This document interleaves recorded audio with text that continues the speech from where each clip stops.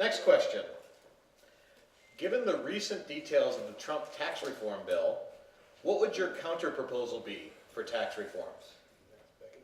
And now we're going to David Bequette first. Okay, so first of all, everything that's coming out about this tax reform policy says it's bad for middle-class America, working-class America.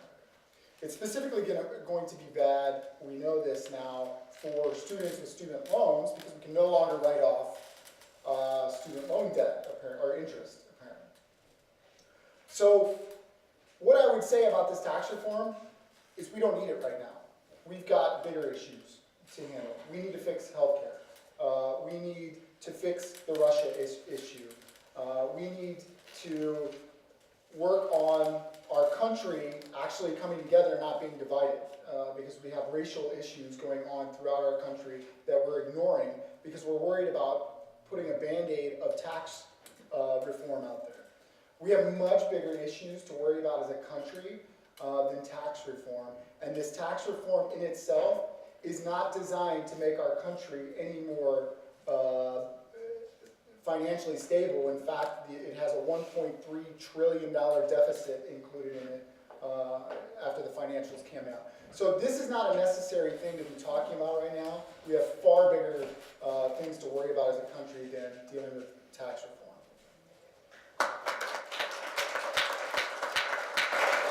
Dean, you want to take it next? That's the only reason the Republicans are in office, is to get this tax reform bill through to their rich buddies on Wall Street. And Boss just voted on a bill to take $1.5 trillion away from Medicare and Social Security and Medicaid. And just by coincidence, that's exactly what the tax savings is they want to give to their Wall Street buddies. Now, how'd that work? I mean, how'd that happen? How those two numbers just so mysteriously align? And we don't need, I agree with David here perfectly, we don't need to address this. Our economy's doing fine, investment's high, unemployment's low, the stock market's okay. We don't need stimulus, trickle-down stimulus, which is bogus crap anyway from the Reagan era.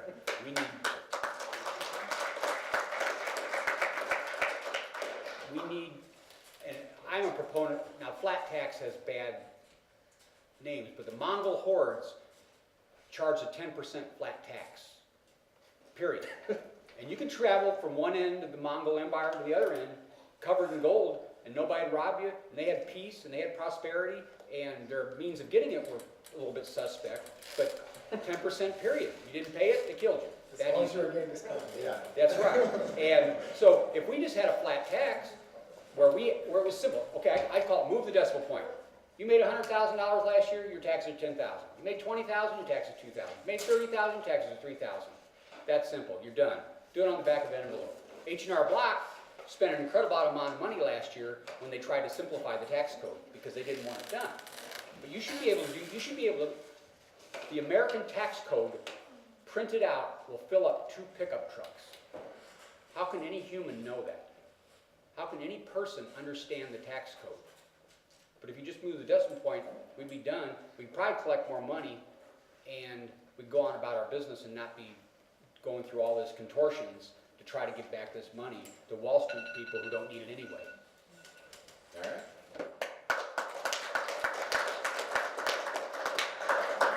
Look, we do need tax reform, but we need the right kind of tax reform. The tax reform that they are talking about and that they are proposed is reverse Robin Hood. It's taking from the poor and giving to the rich. It's the exact opposite of what we need. It is backwards of the type of reform that we need. And we do need tax reform. We do need to simplify the tax code. We absolutely need to do that. I think most Americans agree that we need to simplify the tax code. And we also got to make sure the elite at the top, these powerful few in our country, that they pay their fair share. And we need to close the loopholes. They like this complicated tax code because for small businesses and for people that are in the middle class and people that are just struggling every day, they're not going to be able to figure out how to make that complicated tax code work for them. But the people at the top, they can hire another CPA, they can hire another accountant, they can hire another lawyer and figure out what those loopholes are. So we do have to close those loopholes, and we do have to make sure that the elite are paying their fair share. But I do think we do need to lower taxes on the middle class. And I do think we need to do it now. That's not something. We need to do it now because folks are still making the same thing that they made 20 years ago. Wages have not gone up. Their salaries have not gone up. But the cost of health care has gone up.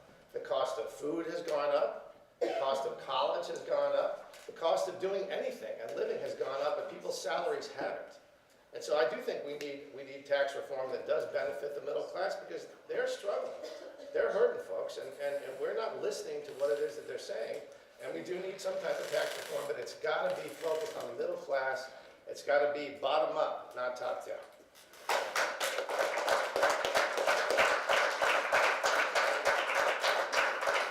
That was a good one to be last on. Oh, sorry. Oh, under two. Nice. You're getting the rhythm there. Okay, let's go. Okay. Although Roe versus Wade is still technically legal, the GOP House has passed a 20-week abortion ban. The appointment of Gorsuch tips the Supreme Court to the right. How will you work to protect a woman's right to reproductive choice? This is Dean. This is Dean. Dean. Anybody, not anybody, I guess, women who get an abortion do not go into it lightly. They think about this before they do it. They probably lie there awake at night, wondering, and they make a hard choice. It's their choice. It's not the government's choice. It's not somebody else's church's choice. It's their choice.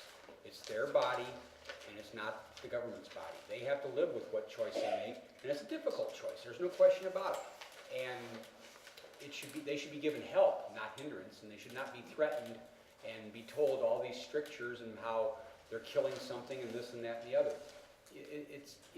It's something they have to deal with their maker in the wee small hours of the morning, and it's not a congressman's business to dictate to them what they should be thinking. We have a separation of church and state, and the best way is to keep the government out of this discussion to uphold Roe versus Wade.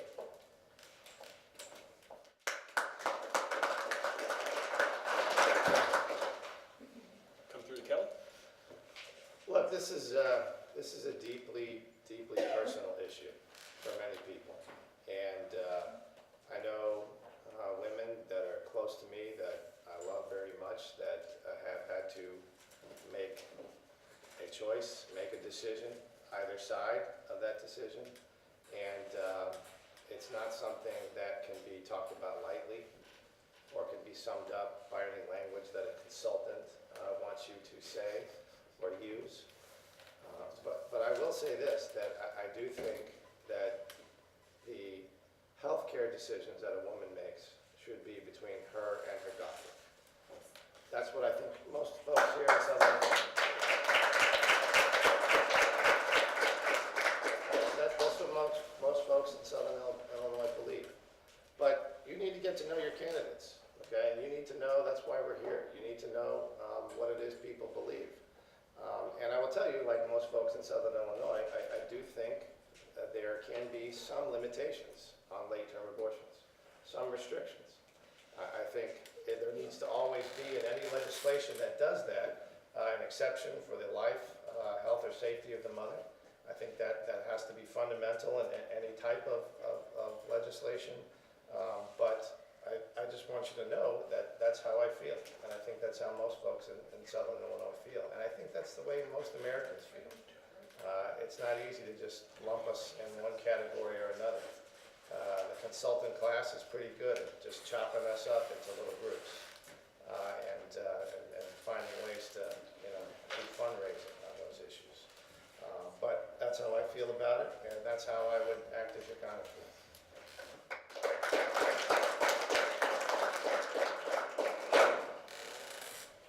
So I find it pretty interesting that this conversation continues to come up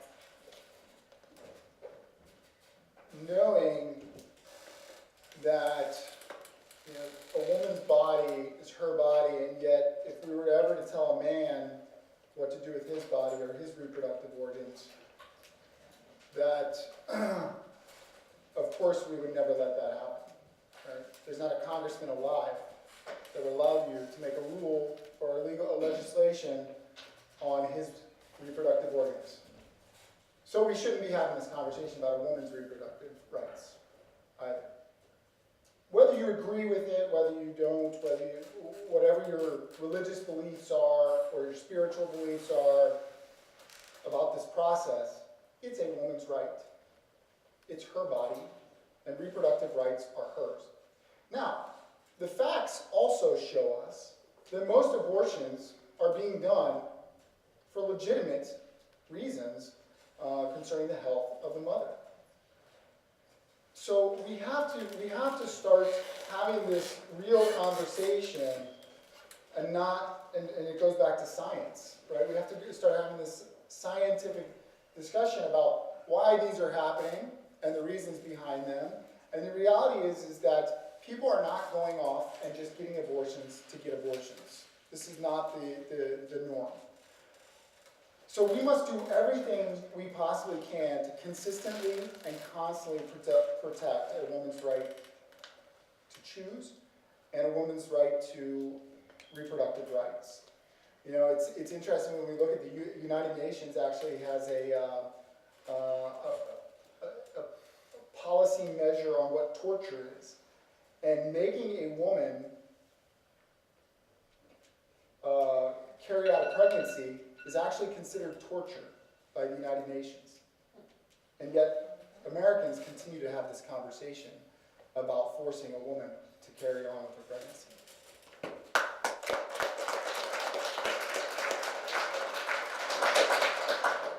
Because this issue has become quite salient recently due to Republican laws that are being pushed through Congress, we do want to have a follow-up with this. Are there restrictions on abortion that you would support? If so, which ones? There's the 20-week abortion ban that's recently been floated. There's the waiting periods that they make women go through. What restrictions are you comfortable with voting in support of, if any? We'll start with Dean.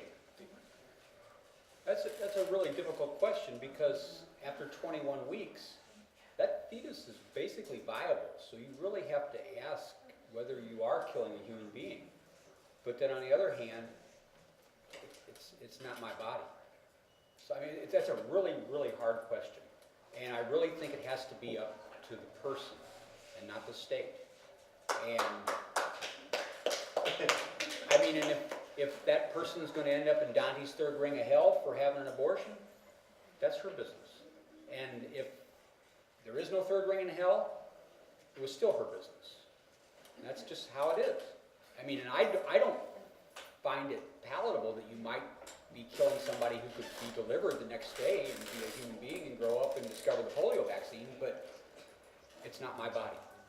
It's not my business, period. That's simple. And that's the way it should be. Okay. All right. And let's jump to Beckett next. David, if we could have you next. Yeah.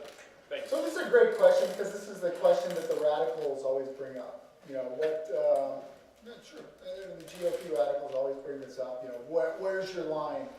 Well, here's the thing. There are very few, very rare cases of anyone who has a healthy mother and a healthy child having an extremely late-term abortion. Late-term abortions are typically happening because the baby's health is at risk, or it's not going to be born functional, or the mother's health is at extreme risk.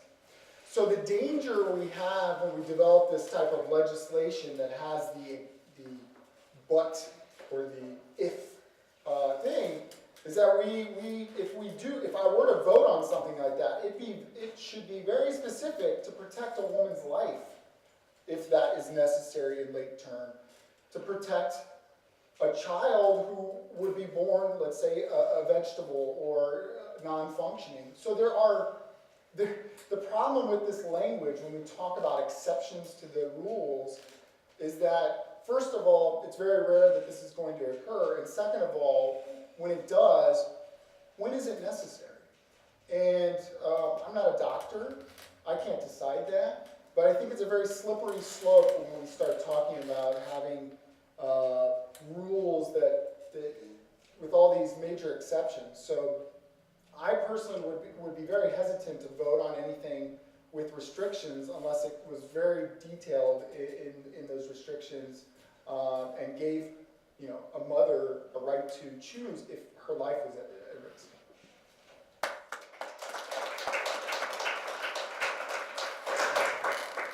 Okay, I think what David said about what the specifics of the legislation would be, I think that's, you know, that's part of whatever has to be an answer, because what you're asking us to do is become legislators, Right. is to be law writers. So some cute little yes or no thing is just not the way real life is. It's a complicated issue. But I do think, look, I've prosecuted a lot of cases where there is an enhancement for a penalty if the person that is hurt is a pregnant woman. And that says something about us as a society. We have that penalty, additional punishment for someone who hurts someone who's pregnant, because at a certain point, we as a civilized people, we do have some interest in protecting that life. And it's not an easily legislated issue. This is an issue of one's conscience many times, but you can feel that sort of in your heart when you're making those decisions. Is this right or wrong? I do think, as I said before, any legislation that were to restrict that or limit that, because we feel as a society that there is some duty to protect there, should also always have that exception for the life, health, and safety of the mother. But I think it's not an easily legislated thing, and I don't think it serves anybody to just be flippant about it and say, yes this, yes that. I think it depends on the specific wording in the legislation. It's cute and fun for you know, a political debate, but we're not talking about a political debate here. We're talking about people's lives. We're talking about things that affect one's conscience and what we believe as a society. So there's your answer.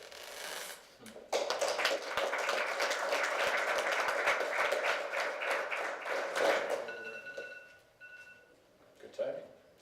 Good All thing right. that wasn't in the rapid fire round. On to the lightning round. Which is related to the last question. Yes or no, do you support taxpayer funding for abortions? You have, you can do a yes or no, and you have 30 seconds to follow up if you care. Let's start at the far side with David and move our way back this way. Yes. Nope. Yes. Good years. Yes, no, yes.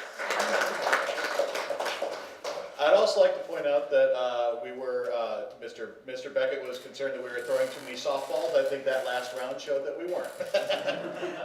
we're mixing it up. All right, going on to round 3. We're now going to introduce Mr. Bequette, or he will introduce himself. Okay. I'm just upset that I can't throw out personal insults. I'm just kidding. So first of all, I want to thank Indivisible. I don't think we've had an opportunity to thank Indivisible and Action Equities for putting this together. This is incredible. I think a lot of news is coming out about the unity of our party, about progressives versus Democrats and establishment and all that nasty stuff. But I think rooms like this, events like this, show us that we're not as divided as we believe, as maybe the media or we believe that we are. In fact, I think it's processes like this that help us develop better as a party. It's processes like this where we become better candidates. Because progressives, sometimes when they're in a room like this, have the ability to rub off on a more centrist crowd. They have the ability to show people, listen, progressive is about being about progress, about moving forward, about new thoughts. So I'm originally from Columbia, Illinois, born and raised. I'm a U.S. Marine Corps veteran, a social entrepreneur, father, husband of an incredible doctor, PhD, author. Yeah, right? If she was a U.S. citizen, she would be running. So she's the brains behind the operation. I want to say some things, just a couple of people in the crowd that I actually wrote this down so I wouldn't forget. I want to say something to the African American community. I hear you. I'm listening to you. We are not. You are not just another checkbox. Oh man, come on! Are you kidding? Wrap it up. Okay, you're not just another checkbox on the campaign trail. Black Lives Matter, and we will protect that. To the progressives, you have a choice now. You can vote. And March 20th is the time to vote. So I'll stop there. All right. We'll kick you a few minutes. I'll get the rest in. If I have a question that I finish in a minute, we'll throw in the rest of that speech. Well, let's see what this next question does That's what for we're you. gonna do. All right, we'll start with Brendan Kelly on this one. What does Black Lives Matter mean to you? I'll answer that question, but let me just point out, it is now 6:30. We have been talking for an hour, and we have not had a single question about how we put people back to work in this country. We haven't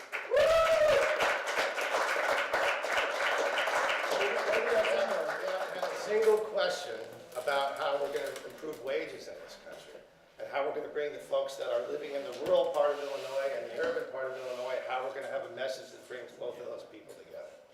So, but I will get to your question and get to your answer. You know, this country is very divided, and that is one of the reasons that I'm running. You can feel this deep divide between so many different groups in our country, so many different people, and I think the most important divide that we have to understand, particularly in this district, this is not a left versus a right district. And if anybody thinks that, then they are completely misunderstanding the people in Southern Illinois. This is a up versus down district.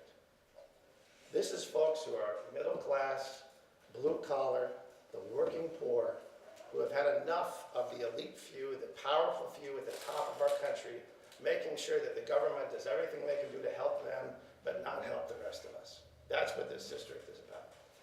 As far as these issues that all underlie this, the great social inequalities that we have, the economic inequalities that we have, it's something that I've had to work on for years in terms of the trust that folks have in the system. People don't trust in the government, they don't trust in corporations, they don't trust in the media, and that's always manifests itself in issues that I have to deal with on a daily basis.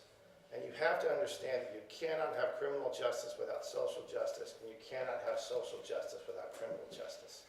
Those two.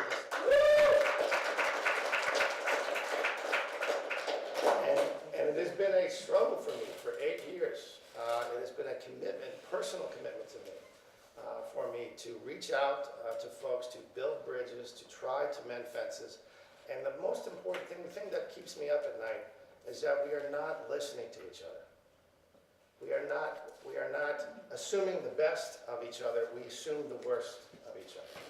And these issues that divide us, whether it's on criminal justice or social justice, economic justice, that's at the heart of that. And if we have more time to get into criminal justice reform, Don't worry, we're getting there. Okay, let's hear from Dean next. I spent the day dismantling a coal crusher, which is allegorically a nice thing to think about. And I worked with all Africans and Mexicans, and we were listening to Mexican rap, which is kind of weird. And then Bob Marley came on, and I started singing, and they all stopped working and started looking at this old white man singing Bob Marley. And they thought that was kind of cool. They were all laughing in Spanish, of course. They could probably say bad things about me, but I don't understand what the problem is. I don't understand why there are differences. I don't understand. We're all from one source. It boggles my mind, and I see bitter old white people who don't want to share, and that bothers me. I'm a Quaker. There's a BLM sign in the front yard of our church. Period. End of discussion.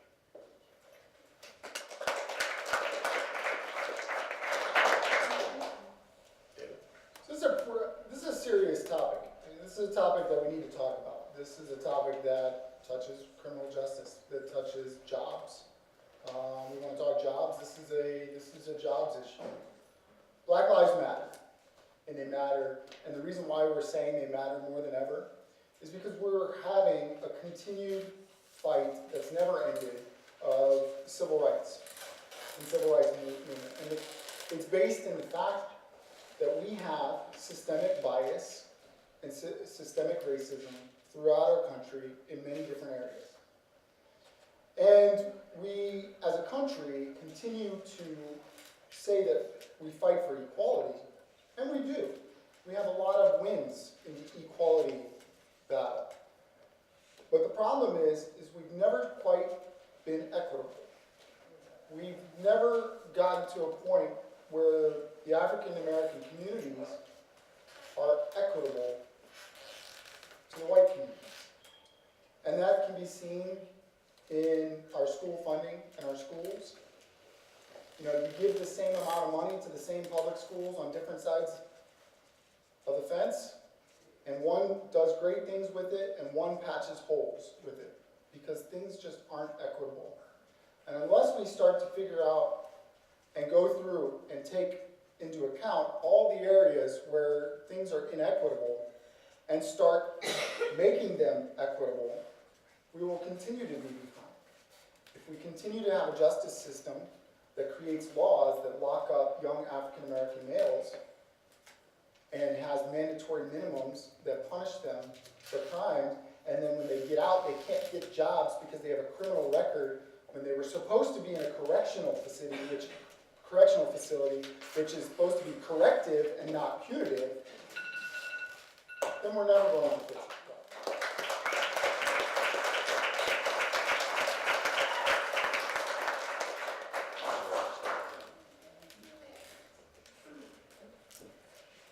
How do you plan to address criminal justice reform? Dean. A little harder questions here. The criminal justice system, one of the biggest problems is private prisons.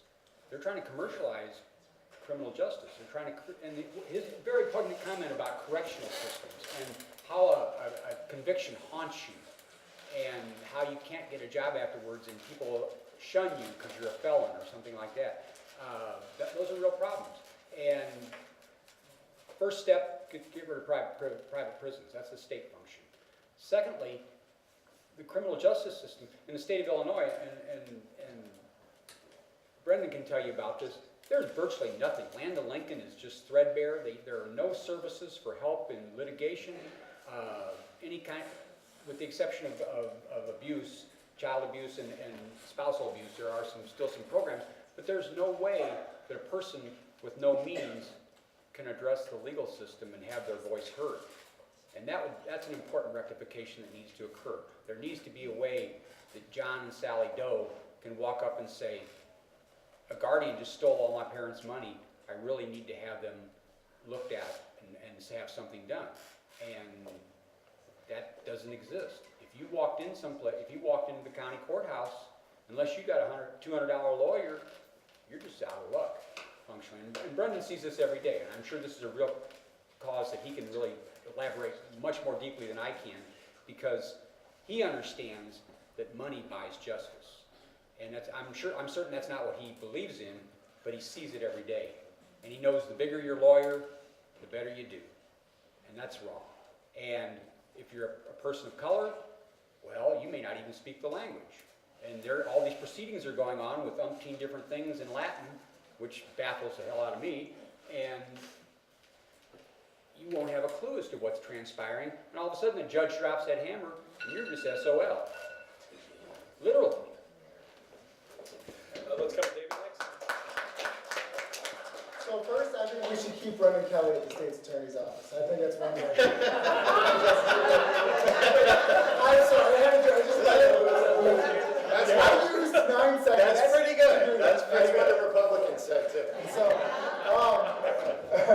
So first of all, we have to fix the roots. So we look at the root cause. You know, we see a criminal justice system that has 70% of convicts locked up that are nonviolent drug offenders, 65% of whom are African American. We need to start looking at those numbers and say, we've got a problem. So we need to kill mandatory minimums. We need to decriminalize marijuana.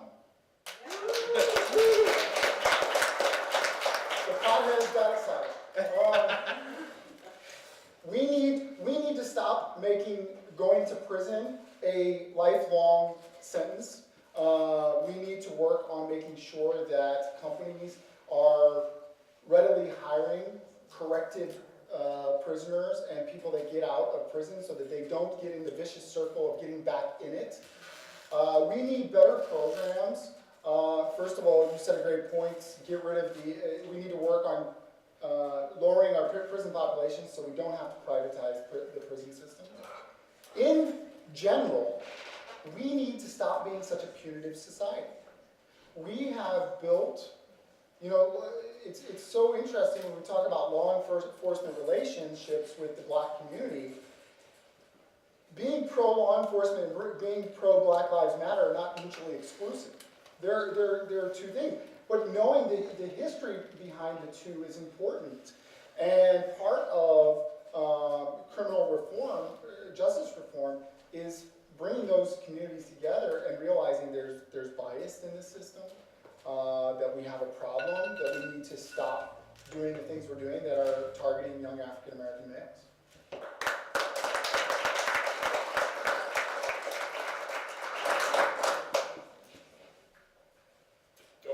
Well, this is something that I've spent years working on, this issue of criminal justice reform. I was the only prosecutor in the state of Illinois to serve on the Criminal Justice and Sentencing Reform Commission here in Illinois.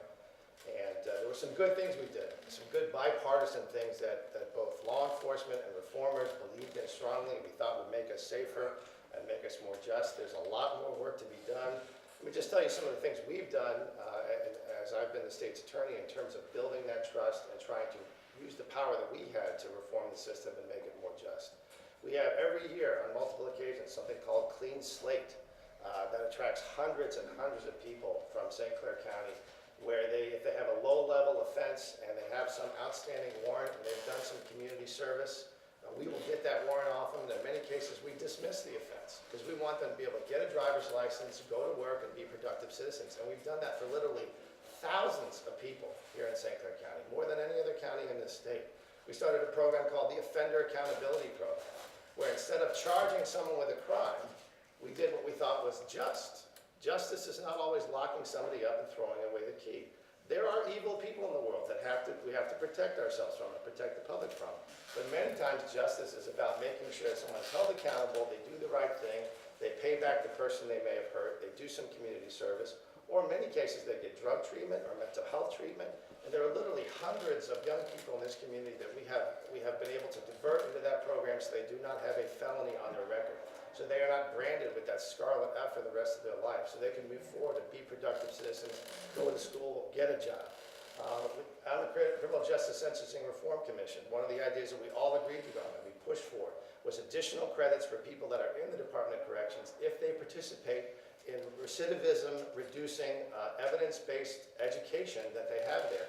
If they're taking those classes and they're going to be more productive citizens when they get out, we give them those credits. I got a lot more to say on this, so I hope you have another question. But the issue of mental health, the issue of drug treatment, the issue of decriminalizing, that's something as the president of the State's Attorneys Association that I testified here in the Illinois House and the Illinois Senate in favor of decriminalization. So.